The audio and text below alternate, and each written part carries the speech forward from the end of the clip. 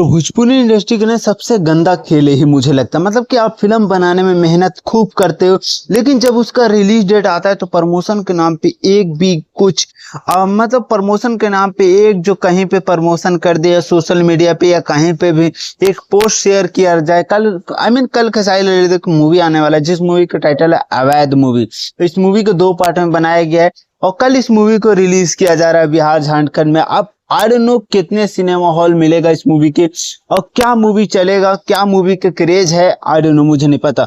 अगर इस मूवी को अच्छे से प्रमोशन करके रिलीज किया जाता, पैन इंडिया पे रिलीज किया, पैन इंडिया मतलब ये नहीं होता कि आप लोगों को सिनेमा हॉल मिल जाएगा। कोई मूवी को रिलीज अगर अच्छे से आप कीजिएगा ना, बड़े बड़े दिल्ली शहरों में लगाइए, मुंबई शहरों में लगाइए और अरे ऐसे ऐसे बड़े शहरों में अगर एक एक शो भी मिलेगा ना, उस मूवी को लोग रिव्यूअर देखेंगे, हम जैसे यूट्यूबर देखेंगे, तो मूवी में कंटेंट क्या है, मूवी की स्टोरी क्या है, उसके बारे में फिर बात करेंगे तो मूवी वायरल होता है।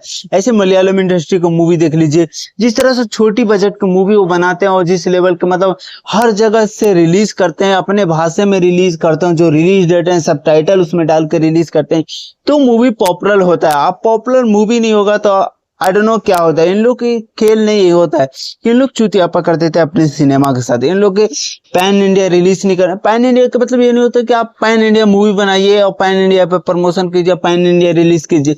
आप छोटा सा रिलीज के प्रमोशन कीजिए और छोटा सा रिलीज में आप अच्छा खासा थिएटर हॉल लीजिए, मतलब सारे थिएटर हॉल में बात कीजिए, एक शो रखा लीजिए, भोजपुरी इंडस्ट्री की मूवी आप रिक्वेस्ट मारिए, तभी हो सकता है आप लोग, नहीं तो भविष्य में आपकी भविष्य क्या होगा मुझे नहीं मालूम। तो यार इन लोग प्रमोशन के नाम पे चुतियापा कर रहे हैं, कल मूवी आने वाला है तो देखते हैं क्या।